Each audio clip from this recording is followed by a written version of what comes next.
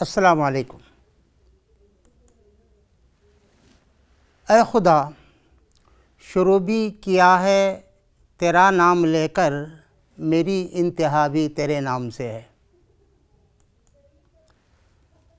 شمع علم کے پروانوں، میں محمد کفایت اللہ آج کی اس خوبصورت بزم میں سلام محبت عرض کرتا ہوں اور آپ سب کا استقبال کرتا ہوں۔ مرزا غالب کی یہ خوبصورت غزل لے کر آپ کے روبرو حاضر ہوا ہوں۔ آئیے آج ہم مرزا غالب کی غزل سے لطف اندوز ہوتے ہیں۔ قلم اور نوٹ بک لے کر تیار ہو جائیے، آج کی کلاس کی اہم نکات قلم بند کیجیے۔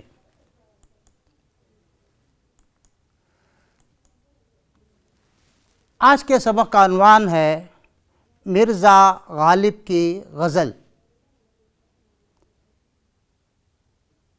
عزیز طلباء، جماعت ہشتم کی کتاب ہاتھ میں لیں اور صفحہ نمبر 57 کھول لیں۔ اہم نکات غور سے سنیں۔ آج ہم کیا سیکھیں گے؟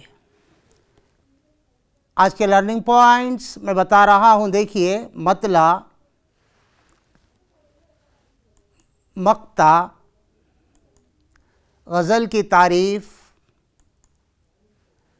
مرزا غالب کا تعارف، سہل ممتنع کسے کہتے ہیں، مرزا غالب کی حاضر جوابی، اشعار کی تشریح، مشقی و غیر مشقی سرگرمیاں، نئے الفاظ کے معنی، سوالات اور ان کے جوابات۔ شمع علم کے پروانوں، پل بند کارروائی میں سیکھے ہوئے 3 آسان سے سوالات آپ کی خدمت میں پیش کر رہا ہوں۔ میں یہ دیکھنا چاہتا ہوں کہ کون طالب علم سب سے پہلے ان جوابات کو اپنی بیاض میں رقم کرتا ہے۔ تو تیار ہو جائیے۔ پہلا سوال ہے، غزل کے لغوی معنی کیا ہیں؟ اور دوسرا سوال، غزل کا پہلا شعر کیا کہلاتا ہے؟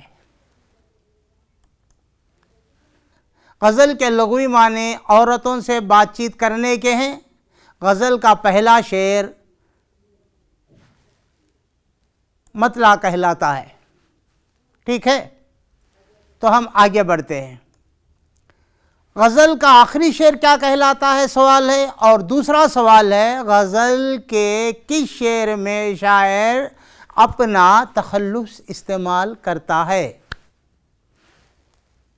جواب، اگر جواب صحیح ہے، غزل کا آخری شعر مقطع کہلاتا ہے، آپ نے لکھ دیا ہے، تو آپ کے لیے شاباشی دیتا ہوں، تالیاں پیٹتا ہوں، اور آپ بھی اپنی پیٹھ تھپتھپائیے۔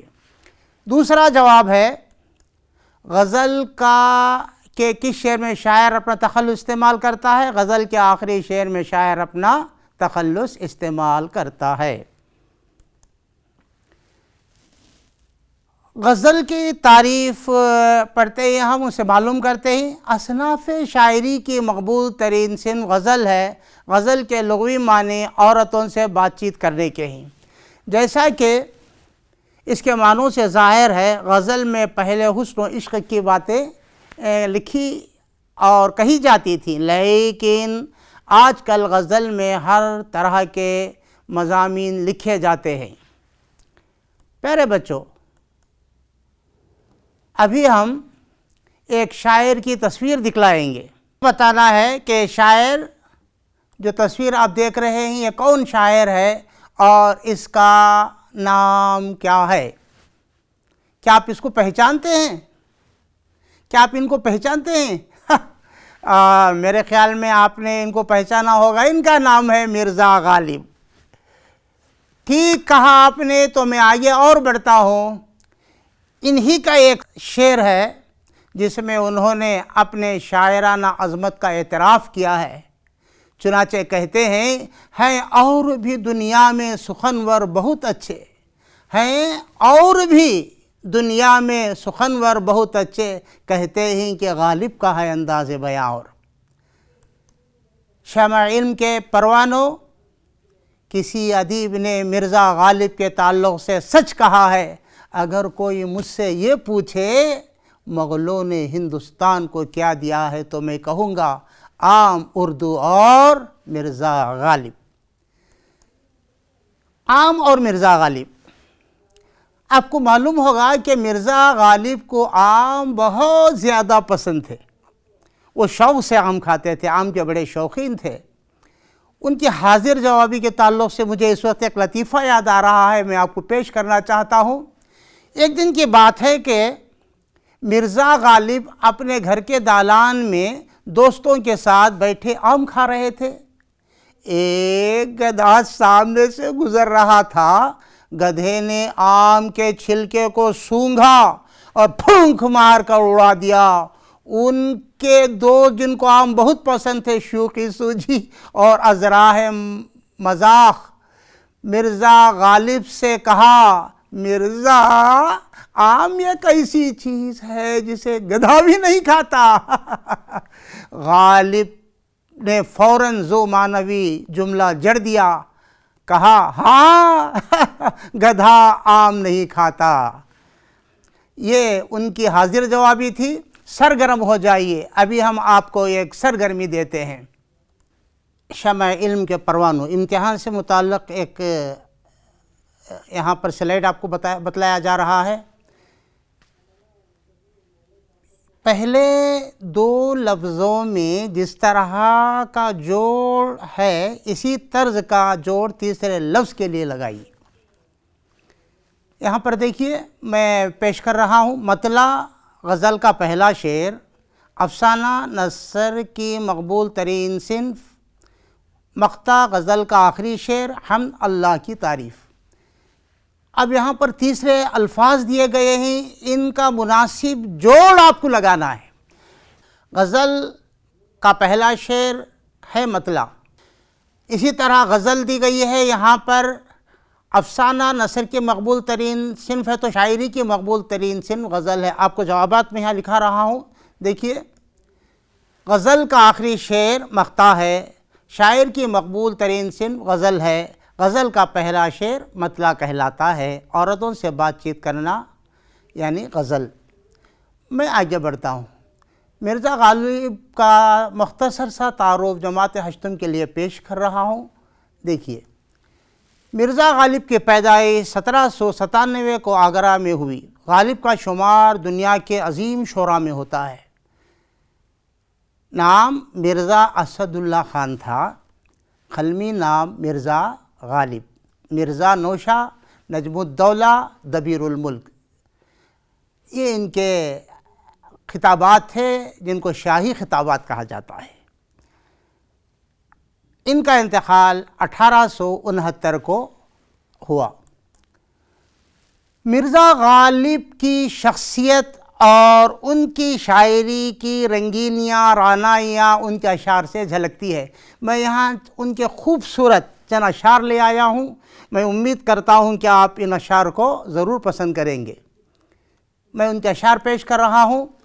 دیکھیے، کہتے ہیں جیتے ہیں امید پہ لوگ، ہم کو جینے کی بھی امید نہیں۔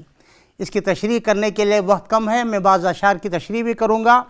قید حیات و بند غم اصل میں دونوں ایک ہیں، موت سے پہلے آدمی غم سے نجات پائے کیوں۔ ان کا خیال ہے کہ مرنے سے پہلے انسان کو راحت اور آرام کبھی نہیں مل سکتا ہے۔ تو ایک اور شعر یہاں پر دیکھیے، ہم نے مانا کہ تغافل نہ کرو گے، لیکن خاک ہو جائیں گے ہم تم کو خبر ہونے تک۔ ایک اور شعر میں یہاں پر پیش کر رہا ہوں۔ اگر کسی نے راہ خدا میں جان دی تو شاعر کہتا ہے جان دی ہوئی اسی کی تھی، جان دی ہوئی اسی کی تھی، حق تو یہ ہے کہ حق ادا نہ ہوا۔ مطلب یہ کہ ہم نے راہ خدا میں اگر جان دی ہوئی اسی کی تھی، حق تو یہ ہے کہ حق ادا نہ ہوا۔ صنعت تجنیس استعمال کی ہے، لفظ یہ کی ہے، الگ الگ معنوں میں یہاں استعمال ہوا ہے۔ سچ تو یہ ہے کہ فرض ادا نہ ہوا، کیونکہ اللہ کی دی ہوئی جان اسی کو لوٹا دیا اور کوئی ہم نے بڑا کام نہیں کیا۔ ایک اور شعر دیکھیے، تیرے وعدے پہ جیے ہم تو یہ جان جھوٹ جانا، کہ خوشی سے مر نہ جاتے اگر اعتبار ہوتا۔ عدم اعتبار وعدہ یعنی اعتبار نہیں ہے۔ آج کی دنیا کو دیکھیں تو انہوں نے بڑی حقیقت کو یہاں پر پیش کیا ہے۔ ہزاروں خواہشیں ایسی کہ ہر خواہش پہ دم نکلے، بہت نکلے میرے ارمان لیکن پھر بھی کم نکلے۔ بے چینی انہیں ستا رہی ہے، غم دوران اور غم جانا دونوں کی بات یہاں پر انہوں نے پیش کر دی ہے۔ ہزاروں خواہشیں ہیں لیکن وہ پوری نہیں ہوتی ہیں۔ ایک اور شعر ہے، خبر گرم ان کے آنے کی، آج ہی گھر میں بوریا نہ ہوا، آج ہی گھر میں بوریا نہ ہوا۔ اظہار تنگ دستی ہے، چار پائی تو الگ بات ہے، میرے گھر میں آج ایسا موقع ہے کہ چٹائی تک میسر نہیں۔ یہ ان کی تنگ دستی کو انہوں نے یہاں پر اشعار میں پیش کیا ہے۔ میں یہاں پر ایک اور شعر پیش کر رہا ہوں۔ عشق سے طبیعت نے زیست کا مزہ پایا، درد کی دوا پائی درد لا دوا پایا۔ عشق ایک ایسا مرض ہے جس کا کوئی علاج نہیں، کہ طبی دوائیں کھلائیے اس سے کم نہیں ہوگا۔ عشق کا درد ایسا درد ہے جس سے زندگی کو مزہ مل گیا، ایسا درد ملا جس کی کوئی دوا نہیں۔ بے در و دیوار سا کوئی ایک گھر بنایا چاہیے، کوئی ہمسایہ نہ ہو، پاسبان کوئی نہ ہو۔ دنیا سے تنگ آ کر کہتا ہے، ان میں جدت اچھوتا خیال انہوں نے یہاں پر پیش کیا ہے کہ ایسی جگہ جا کر رہنا چاہیے جہاں نہ انسان ہو، نہ پڑوس ہو، نہ یہاں کی تنگ دامنیاں ہوں۔ ایک اور شعر ہے، جانتا ہوں ثواب طاعت و زہد پر طبیعت ادھر نہیں آتی، جانتا ہوں ثواب طاعت و زہد پر طبیعت ادھر نہیں۔ عقیدہ کا اثر مرزا غالب کی زندگی پر مرتب نہیں ہوا۔ یہاں پر ایک اور اہم شعر پیش کر رہا ہوں میں، ان کی سادگی پہ کیوں نہ مر جائیں اے خدا، ان کی سادگی پہ کیوں نہ مر جائیں اے خدا، لڑتے ہیں اور ہاتھ میں تلوار بھی نہیں۔ پورا ایک پیکر انہوں نے تراشا ہے، اچھی طرح سے ذہن میں آ جاتا ہے شعر کو پڑھنے سے، یہ ان کی خوبی ہے۔ نکلنا خلد سے آدم کا سنتے آئے ہیں، لیکن بڑے بے آبرو ہو کر تیرے کوچے سے ہم نکلے۔ ایک اور شعر ان کا عرفان الہی کا ثبوت پیش کرتا ہے پرے سرحد ادراک سے اپنا مسجود، قبلے کو اہل نظر قبلہ نما کہتے ہیں۔ شاعر کہتا ہے، اپنے فہم و ادراک سے بہت دور ہے ہماری سجدہ گاہ، ہمارے سوچ اور سمجھ سے میری سجدہ گاہ بہت دور ہے۔ قبلے کو اہل نظر قبلہ نما کہتے ہیں۔ قبلہ نما کے معنی قبلہ دکھانے والی چیز، لیکن اثر قبلہ یہ سنگ و خیستہ بنائے ہوا کعبہ نہیں، میرا خدا میرا قبلہ ہے۔ کتنی بڑی بات انہوں نے یہاں پر ہمیں بتا دی ہے۔ مہرباں ہو کے بلا لو مجھے چاہو جس وقت، میں گیا وقت نہیں ہوں کہ پھر آ بھی نہ سکوں۔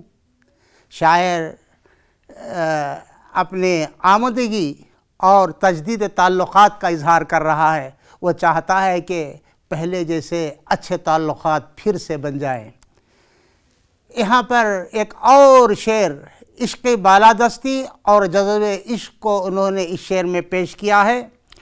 عشق پر زور نہیں ہے وہ آتش غالب، کہ لگائے نہ لگے بجھائے نہ بنے۔ عشق کی تعبیر و تفسیر کو انہوں نے 2 مصروں میں سمو دیا ہے. اگر اس کی تفسیر کوئی لکھنا چاہے تو 500 صفحات بھی لکھے تو اس خوبصورتی سے پیش نہیں کر سکتا. یہ غالب کی خوبی ہے. وہ آئے گھر میں ہمارے خدا کی قدرت ہے، کبھی ہم ان کو کبھی ہم اپنے گھر کو دیکھتے ہیں. اچھوتے خیال کو انہوں نے پیش کیا ہے. جس طرح اونٹ کا آنا گھر میں ایک تعجب کی بات ہے، اسی طرح محبوب کا آنا بھی بڑی تعجب کی بات ہے. شاعر کہتا ہے وہ آئے گھر میں ہمارے خدا کی قدرت ہے، کبھی ہم ان کو کبھی ہم اپنے گھر کو دیکھتے ہیں. کعبہ کس منہ سے جاؤ گے غالب، شرم تم کو مگر نہیں آتی.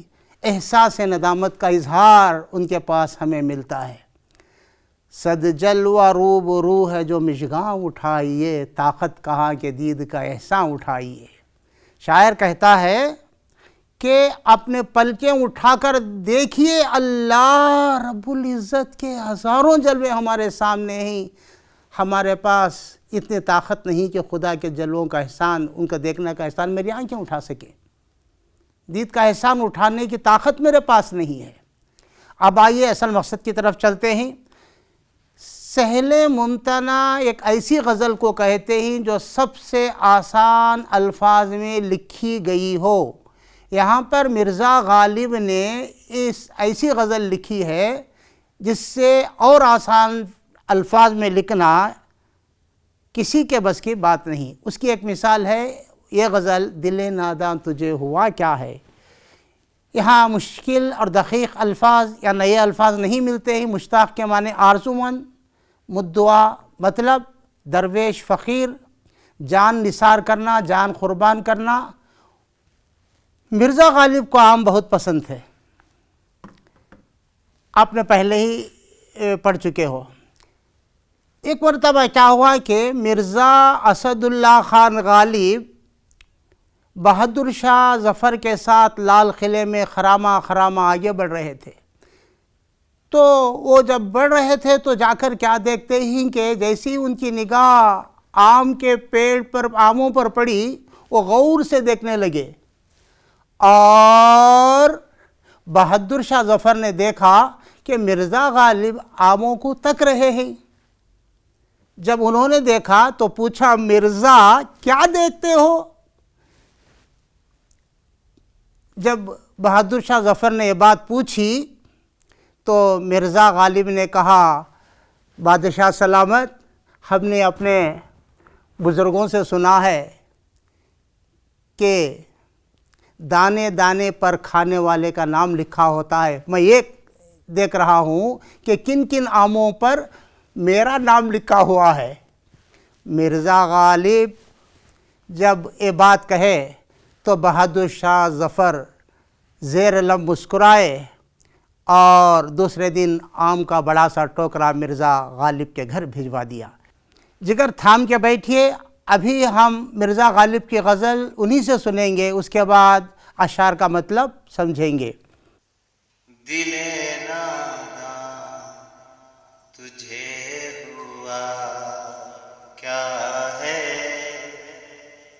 دل ناداں تجھے ہوا کیا ہے،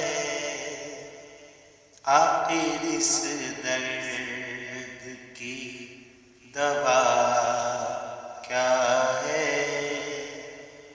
شاعر کہتا ہے دل ناداں تجھے ہوا کیا ہے، آخر اس درد کی دوا کیا ہے.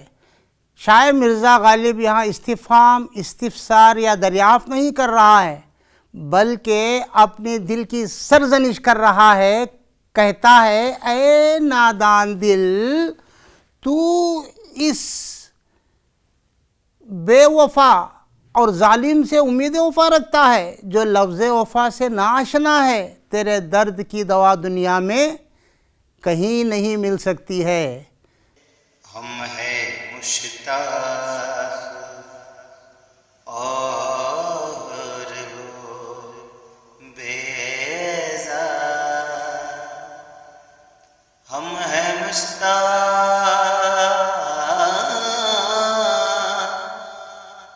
اور وہ بیزار.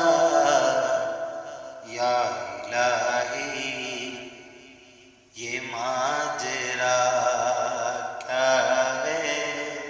شاعر کہتا ہم ہیں مشتاق اور وہ بیزار، یا الہی یہ ماجرا کیا ہے۔ غالب اس شعر میں اپنے دل کو ملامت کرتے ہوئے کہتا ہے، اے دل تیری آرزو اور حسرت کبھی پوری نہیں ہو سکتی۔ اس لیے شاعر خواہش و ارمان رکھنے کے باوجود دوست سے بیزار نظر آتا ہے۔ دوست کے ناز و نخرے پر تعجب کرتے ہوئے کہتا ہے، میں مشتاق اور آرزو مند ہوں اور وہ بیزار ہے۔ کہتا ہے، اے خدا یہ کیا معاملہ ہے؟ میں بھی منہ میں زبان رکھتا ہوں،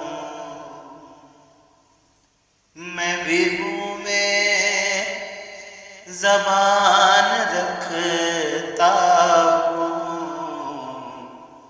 کاش پوچھو کہ موضوع کیا ہے؟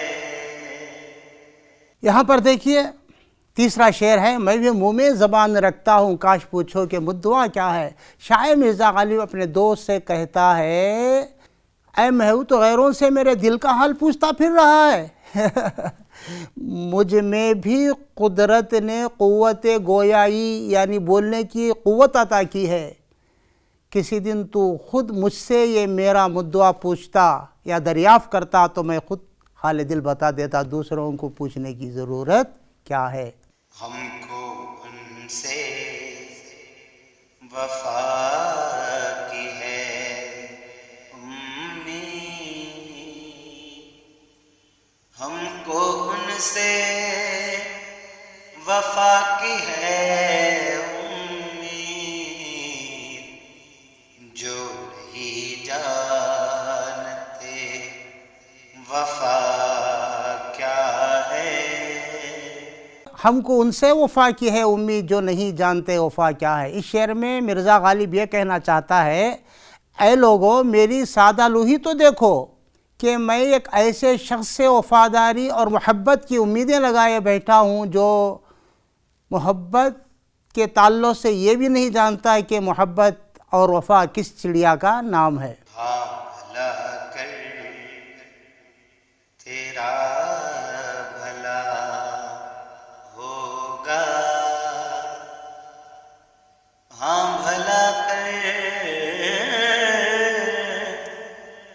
تیرا بھلا ہوگا، اور درویش کی صدا کیا ہے؟ ہاں بھلا کر تیرا بھلا ہوگا اور درویش کی صدا کیا ہے۔ شاعر کہتا ہے، ایک درویش اور فقیر کی کیا صدا اور آواز ہو سکتی ہے، وہ تو بس یہی کہے گا، ہاں بھلا کر خدا بھی تیرے ساتھ بھلا کرے گا۔ شاعر نے معشوق سے نگاہ التفات و لطف و کرم کی التجا کی ہے، درخواست کی ہے۔ جا تم پر نثار کرتا ہوں، جان تم پر نثار کرتا ہوں، میں ہی جانتا دعا کیا ہے۔ ایک اور شعر، جان تم پر نثار کرتا ہوں میں نہیں جانتا دعا کیا ہے۔ اے میرے محبوب میں دوسروں کی طرح محض دعا دینا کافی نہیں سمجھتا، جان بھی تم پر نچھاور کرتا ہوں اور یہ عملی ثبوت پیش کرنا چاہتا ہوں کہ میرے پاس سب سے بیش قیمت جو چیز ہے وہ ہے میری جان، اور یہ جان میں تم پر فدا کرنا چاہتا ہوں۔ میں مانا کہ کچھ نہیں غالب، میں نے مانا کہ کچھ نہیں غالب، مفت ہاتھ آئے تو برا کیا ہے؟ آخری شعر جسے مقطع کہا جاتا ہے، غزل کا آخری شعر میں شاعر یہ کہنا چاہتا ہے کہ اے دوست، میں یہ بات تسلیم کرتا ہوں کہ آپ کی نگاہ میں میری کوئی قدر و قیمت نہیں ہے۔ اگر یہ غلام آپ کو مفت ملتا ہے تو اسے پانے میں کیا برائی ہے؟ شمع علم کے پروانوں، سرگرم ہو جائے، ایک اور نئی سرگرمی یعنی عملی کام دیا جاتا ہے۔ یہاں پر 7 حروف دیے جا رہے ہیں، میم، عین، لام، واو، میم، الف، تے۔ ایک مثال میں نے اوپر دی ہے، انہی 7 حروف میں سے 3 حروف استعمال کر کے میں نے علم بنایا ہے۔ آپ بھی اسی طرح کے مختلف الفاظ بنائیے۔ میں بنائے ہیں، آپ نے دیکھیے، میں نے یہ الفاظ بنائے ہیں۔